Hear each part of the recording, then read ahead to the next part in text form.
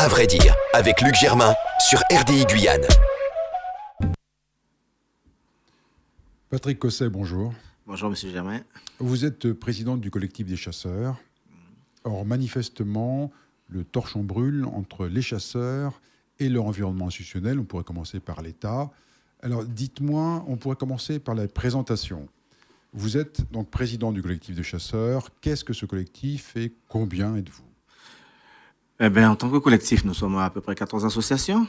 Et bon, on va dire que c'est une présidence, on va dire, collective. Et l'ensemble des présidents des différentes associations font partie, on va dire, de ce collectif. Et puis, nous gérons, on va dire, ce collectif, on va dire, de manière très collégiale. Donc, tout le monde donne son avis. Nous sommes à 4 porte-paroles, on va dire, qui portent justement cette parole des différentes associations. Et puis, dans une présentation que je dirais, donc, le combat que nous menons, bon, c'est le combat contre le permis de chasse, en fait, c'est ça, c'est contre le permis de chasse, et mettre en place, on va dire, un dispositif qui nous ressemble, qui ressemble plus aux Guyanais. Voilà, en gros, c'est ça. Bien, à partir du moment où vous revendiquez quelque chose qui n'entre pas complètement dans les orientations qui ont été définies par le gouvernement, vous établissez un rapport de force. Alors, dites-moi, combien de divisions représentez-vous, combien de divisions de chasseurs ?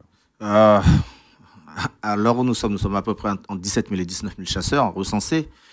C'est pourquoi on dit que la balance n'est pas très équilibrée. Quand les services de l'État nous disent qu'ils ont distribué 4 000 permis en Guyane, quand on fait la balance, on voit vite qu'il y a quelque chose qui ne va pas. Donc, dire que nous sommes contre ce qui a été mis en place, dans un sens, oui, puisque les choses arrivent toujours d'en haut. On va dire le bas peuple n'est jamais consulté, alors que c'est le bas peuple qui est concerné.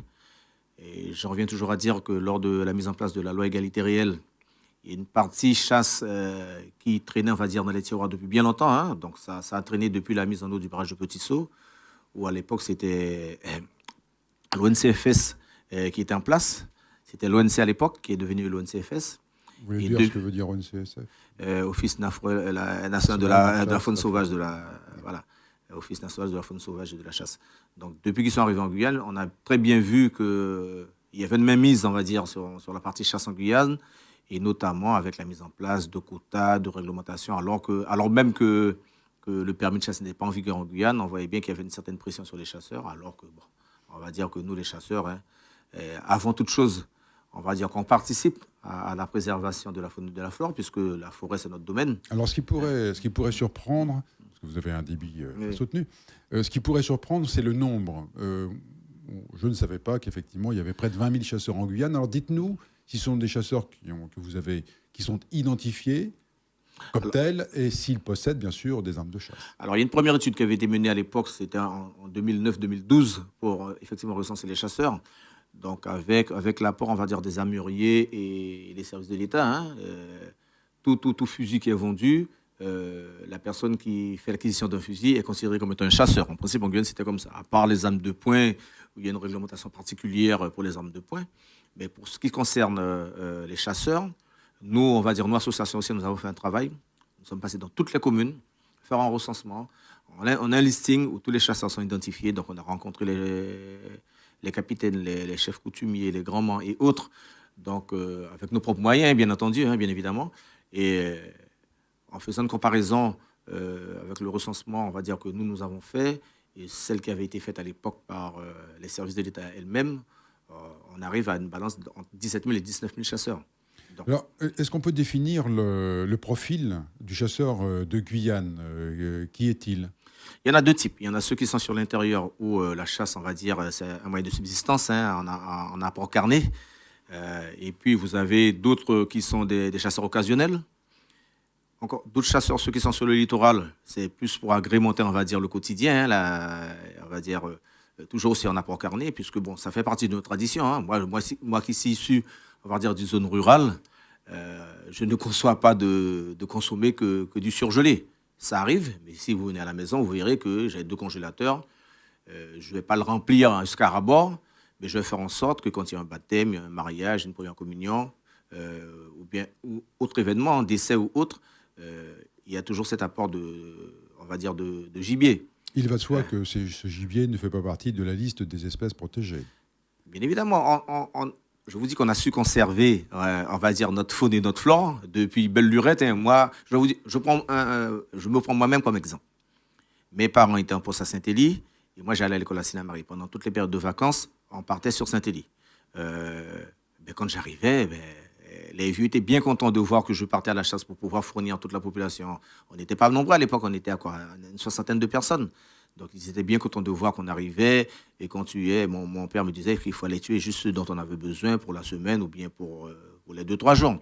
Ça voudrait dire que depuis cette époque, on avait conscience qu'il fallait préserver, on va dire, cette faune et cette flore que nous avons en Guyane, puisque tout est lié, que ce soit la faune ou la flore, c'est lié. Puisque s'il y a pas la flore, les animaux ne pourront pas se nourrir, et vice-versa. S'il n'y a pas les animaux, les plantes, les graines ne sont pas dispersées. Donc le rapport était toujours, on va dire, équilibré. Aujourd'hui, les choses ont un petit peu changé. Ça a changé, puisque le chasseur, quand on est sur le littoral, n'a pas la même définition de la chasse que ceux qui sont dans l'intérieur. Les chasseurs que vous trouvez dans les zones rurales, je prends les communes, allez dire Kourou, Sinamari, Rakubo, Mana et autres, Regina, Saint-Georges, n'ont pas la même approche. Puisque je vous dis, ça fait partie de nos habitudes de vie. Et dans ces habitudes de vie, vous avez beaucoup de, on va dire, beaucoup de choses qui sont liées. Que ce soit la partie culturelle, la chasse, les animaux en font partie. Que ça soit pas, on va dire, il y en a même dans la religion. Mais quand vous ça dites en fait partie partie. culturelle, ça veut dire quoi? Que vous livrez à des sacrifices d'animaux? Voilà, c'est pas des sacrifices. Ça veut dire que, moi, je vous donne un exemple. Quand vous allez sur l'intérieur, quand il y a un lever de deuil ou bien qu'on appelle ça couper deuil, il faut de la tortue, il faut de la telle, puisqu'on vous dit que l'âme du défunt ne va pas pouvoir partir en paix. Et que ce soit que dans la communauté amérindienne, on a des similitudes. Moi, j'ai une arrière-grand-mère qui est amérindienne, j'ai vu les pratiques qu'ils avaient, notamment en rapport avec certains animaux. Moi, je sais ce que je vais faire avec le toclo. Peut-être que beaucoup de personnes, on va dire, qui sont sur Cayenne ne vont pas savoir. Je sais à quelle plante il va falloir prendre pour faire les remèdes contre les morsures de serpents, contre les morsures de scorpions, contre les morsures d'araignées et autres. Aller dire ça à quelqu'un qui n'a pas ses habitudes de vie, il va vous prendre pour un fou, pour un illuminé. Mais mon père, c'est un guérisseur au niveau des morsures de serpents. Il nous a transmis avec mes frères quelques brides de ses connaissances. Alors, on peut être surpris d'ailleurs à ce propos, si c'est efficient, comme on dit, si les remèdes sont connus, pourquoi ne pas avoir communiqué avec les autorités de santé, leur indiquer qu'il y avait là un remède, ça aurait pu éviter, enfin épargner quelques vies. Je ne sais pas si vous avez en mémoire toujours l'histoire du Kouachi et toutes les dérives qui en découlent. Oui. C'est pourquoi les vieux nous disaient qu'il fallait vraiment avoir quelqu'un en confiance, avoir de faire de la transmission. Et moi, je garde toujours, on va dire, cette même si on appelle ça une doctrine, cette même manière de vivre. C'est-à-dire que le jeune ou le fils ou la fille auquel vous transmettez des savoirs, il faut vraiment vérifier s'il y a une part de sagesse et que les connaissances sont utilisées à bon escient. C'est surtout ça. Puisque on pourra dire ce qu'on veut. L'essentiel de la médecine sont issus des plantes que nous avons dans nos forêts, que ce soit la forêt amazonienne, que ce soit la forêt africaine ou les autres forêts qui sont dans le monde. L'essentiel des molécules qui sont tirées à partir des plantes. Donc ces plantes-là, pour la plupart des chasseurs, nous les connaissons. Mais après, faire de la transmission, pour faire de la transmission, après que des multinationales viennent s'enrichir, moi, je ne vois pas l'intérêt. Oui, non, je parlais au centre hospitalier de Cayenne, vous savez qu'il y a eu un décès il y a 2 ans, effectivement, de serpent. Est-ce que ça aurait pu être utile? Ça a soulevé un tollé au niveau des communautés, je vous dis des communautés qui sont dans les zones rurales, puisque ça aurait été sur Sinamari, Rakubo, ou même sur Kourou ou bien Mana, on ne pense pas que la chose serait arrivée, puisqu'on aurait su, en attendant qu'il y ait un apport de sérum ou autre, faire en sorte que le venin ne puisse pas monter vers le cœur et ne pas se diluer dans le sang, puisque nous avons des plantes qui empêchent cela. D'accord. Monsieur Cosset, comment forme-t-on, comment un chasseur guyanais est-il formé à l'usage des armes et éventuellement à la façon de s'en servir dans l'esprit que vous évoquez? Maintenant, les choses ont évolué. Je veux dire, les choses ont évolué et quand nous sommes constitués en collectif des chasseurs, on a vu effectivement qu'il y avait quelques manquements, notamment pour la manipulation des armes et le transport des armes. Nous mettons en place, la semaine prochaine, on aura sur Kourou, le week-end prochain, des sessions de formation, notamment pour le transport, la manipulation des armes. et éviter quelquefois quelques accidents. Auparavant, c'était plus la transmission de père à fils ou bien l'oncle qui nous apprenait comment il fallait positionner le fusil, comment il fallait le manipuler, comment il fallait le transporter. Ça, c'était plus de la transmission, on va dire, de manière orale et on va dire aussi par observation. Les vieux, moi je me souviens quand j'allais à la chasse avec mon oncle, et j'avais le fusil, mais je n'avais pas de cartouche. Il ne me donnait aucune cartouche pour éviter que je mette un cartouche dans le fusil, et moi étant derrière lui, donc je n'avais pas de cartouche dans le fusil. C'est quand je lui disais que j'apercevais un gibier qui me donnait la cartouche et il me disait comment il fallait faire pour tirer. Donc, mais ça, c'était une transmission, on va dire, de type traditionnel. Nous savons très bien maintenant que les armes à feu sont devenues très dangereuses. Et c'est pourquoi, dans les associations, nous mettons en place des formations qui permettent, comme je le disais tout à l'heure, la manipulation, la mise en sécurité et surtout le transport. Puisque auparavant, on pouvait retrouver quelqu'un avec un fusil chargé depuis Cayenne et qui partait à la chasse sur on va dire, sur Organabo. Chose qui ne se fait plus maintenant. Alors, quel est l'objet de la discorde entre l'État et vous ? C'est cette manière de passer en force, en fait, c'est ça, hein, cette manière de passer en force. Je vais dire que l'État français a piégé M. Karam. Il est sénateur, on lui a demandé de déposer un amendement. Cet amendement, je vous dis, a été préparé depuis belle lurette, si je puis employer cette expression. Et lui n'a pas pris la tâche, on va dire, des chasseurs qu'il y avait sur le territoire. Il s'est contenté de 2 associations qui étaient sur Rémière-Montjoly, sur Cayenne, pour pouvoir déposer cet amendement. Aujourd'hui, on voit toutes les difficultés que nous avons à faire passer le message, même si on dit qu'on est pour qu'il y ait une réglementation. Hein. Alors, que prévoit cet amendement ? C'est qu'il y a un permis, il y a une période transitoire de 2017 jusqu'à 2020. Et à partir de 2020, il va falloir passer un examen avec ce qu'ils appellent les parcours de sécurité, les parcours de chasse et centres d'examen pour pouvoir... Comme on le fait dans l'Hexagone, hein, donc c'est le même dispositif qui est mis en place. Mais c'est ce que je vous dis. Comment est-ce qu'on va... On s'imagine quelqu'un qui a 3 sauts, il faut qu'il passe un permis, il faut le faire descendre sur Cayenne, il faut qu'il fasse 11 heures de pirogue quand on est en saison sèche. S'il arrive à Saint-Georges, prendre un véhicule, il faut qu'il paie encore, qu'il arrive à Cayenne, qu'il paie un hébergement, qu'il paie tout ce qu'il a payé pour pouvoir passer ce permis. Donc, tous les chasseurs n'habitent pas à 3 sauts. Enfin, moi, je parle. Enfin, ouais. Je pense que l'essentiel se trouve près des centres urbains ou des communes. Nous disons que nous ne voulons pas de permis parce que quand on a instauré les permis de chasse dans l'Hexagone et dans les autres dom-tom ou DROM, à l'époque, il n'y a que la Guyane qui a été épargnée. Dans la loi du Code de l'environnement, il y a un article, l'article L420-04, qui dit que le permis de chasse ne peut pas être instauré en Guyane. Nous nous trouvons en zone amazonienne, il faut une réglementation particulière. Cet article n'a pas été abrogé. On a simplement rajouté un article L83 qui dit qu'il faut mettre en place le permis de chasse en Guyane. C'est ce que je vous disais, sans pour cela modifier ou abroger le Code de l'environnement, on a essayé de glisser en force un article.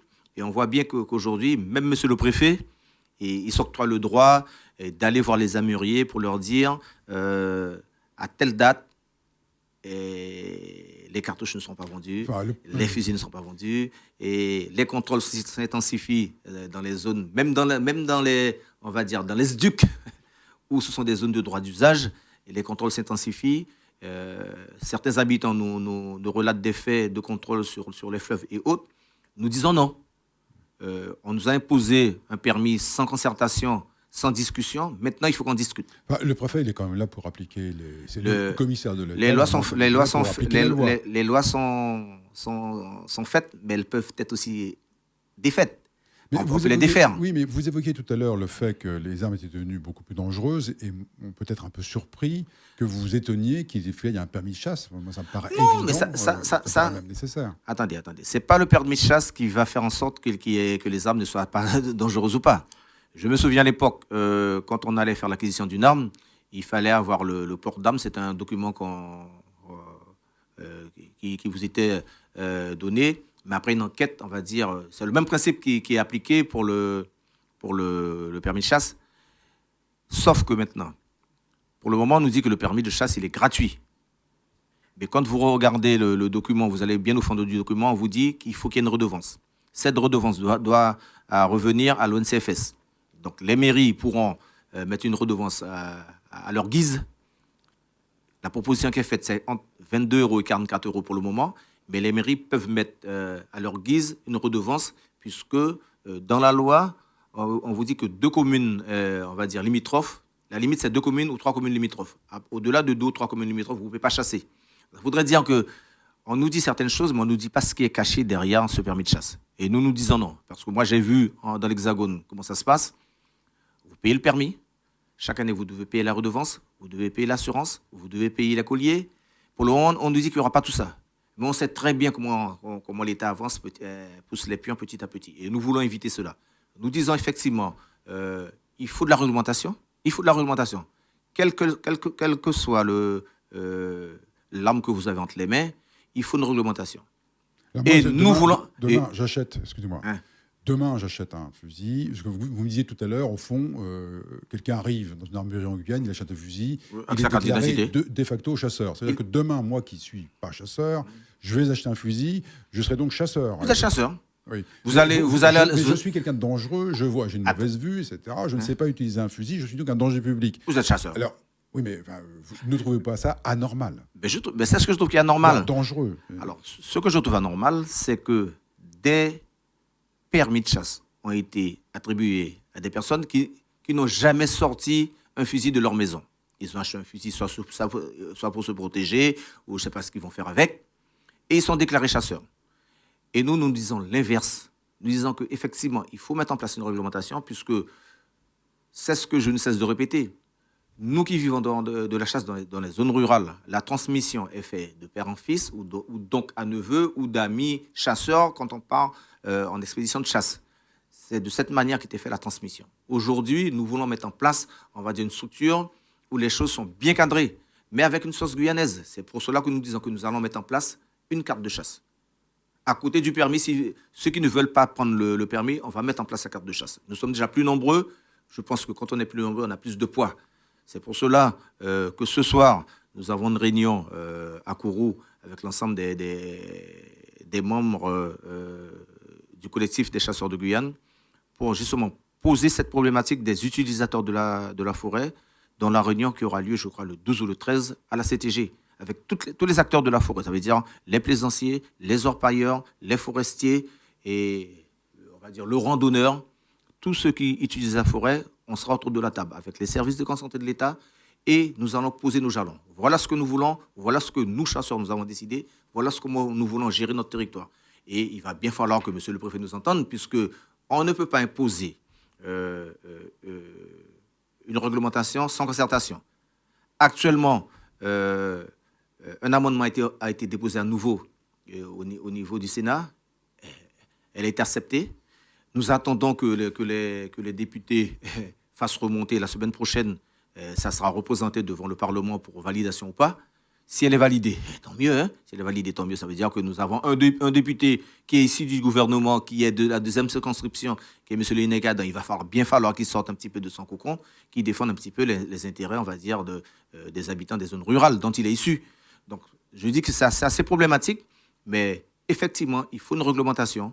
Mais il faut que ça soit la sauce guyanaise. Il ne faut pas que des gens qui débarquent dans ce pays-là et nous imposent leur façon de voir. La sauce guyanaise, c'est quelque chose d'assez flou. Vous faisiez le boulot non, c'est pas flou. C'est pas flou. Et il faut une réglementation. Nous l'avons écrit. Je ne vais pas dévoiler. Monsieur Cosset, les règles doivent être claires pour tout le monde, pour ceux qui savent, ceux qui ne savent pas, ceux qui voudraient et ceux qui se sentent en danger. Je suis en droit de me sentir en danger quand je vois sur une mobilette quelqu'un avec un fusil, même s'il n'est pas chargé ou même s'il est ouvert, je suis en droit de m'interroger sur cette bizarrerie ici, de voir des gens qui sont armés, qui se promènent sur un deux roues.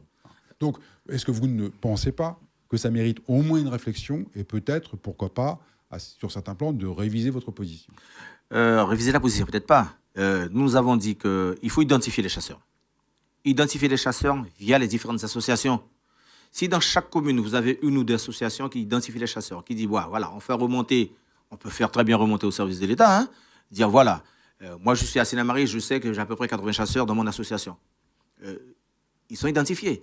Par contre, j'ai d'autres personnes qui sont en situation régulière sur mon territoire et que, comme vous le dites, que je vois, qui se baladent avec des fusils, soit sur des boosters, soit sur des mobilettes, et qui partent à la chasse.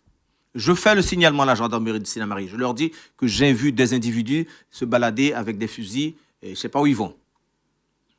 La réponse est niet, hein, personne ne bouge pas, personne ne fait rien du tout. Alors après, quand surviennent les accidents, on soulève un tollé. Mais si tous les chasseurs dans chaque zone sont identifiés, c'est bien pour cela que nous avons mis en place cette association territoriale des chasseurs de Guyane et nous demandons au président de la CTG de mettre une cellule chasse au sein de la CTG, de telle manière que ça soit bien formalisé, que les choses soient bien cadrées.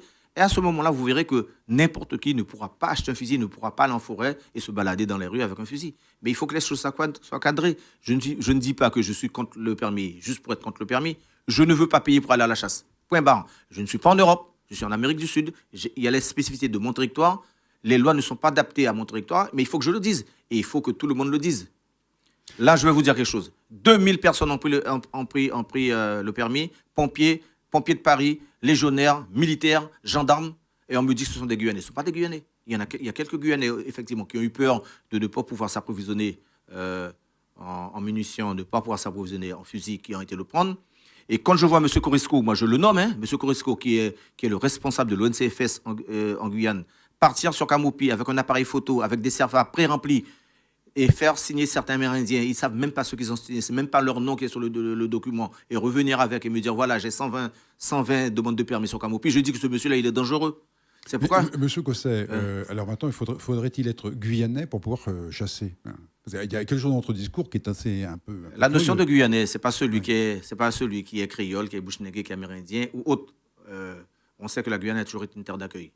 Mais nous, au niveau du collectif des chasseurs, nous mettons en place aussi un règlement intérieur dans notre association pour bien définir les règles. Quand je dis guyanais, c'est celui qui est arrivé en Guyane, qui a 2, 3 ans, 4 ans, 5 ans, qui vit sur le territoire, qui a appris à connaître les mentalités, qui a appris à connaître les us et coutumes de tout un chacun, qui a appris à connaître la forêt, à marcher, à s'orienter, à se dire, celui-là, il est guyanais. Mais celui qui arrive pour 1 an, il vient faire sa petite carrière pour 1 an, il achète un fusil, il tire sur tout ce qui bouge.